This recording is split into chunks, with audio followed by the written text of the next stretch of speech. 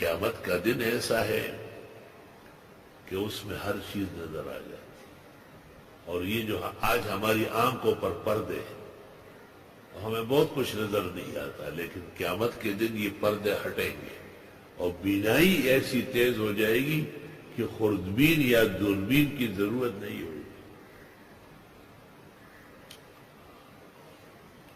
میرے بھائی تھے مجھ سے بڑے، میرے زمینوں پر ہوتے تھے، انتقال ہوا ہے،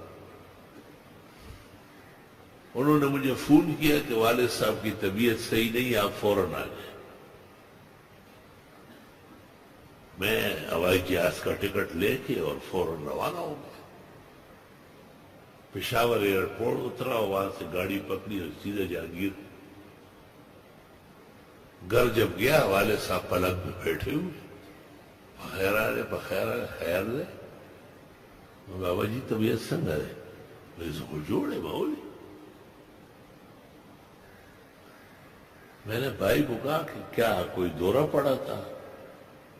کہا نہیں، طبیعت ان کی ٹھیک نہیں۔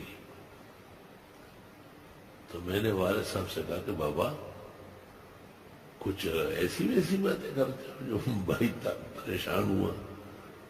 نہ، یہ سارا جہان جو گزر رہا ہے، دیکھو استاد مولانا لطف اللہ ہے، فضل علی استاد ہے، الہی استاد ہے، فلاں دا ٹول مذہبداری گرا دنیا دا تش مڑی بھی جروان دی اے بابا ما تو وہی پارام کے نا ستا علم لگ دے پدی خبروں نہ پوئے گی۔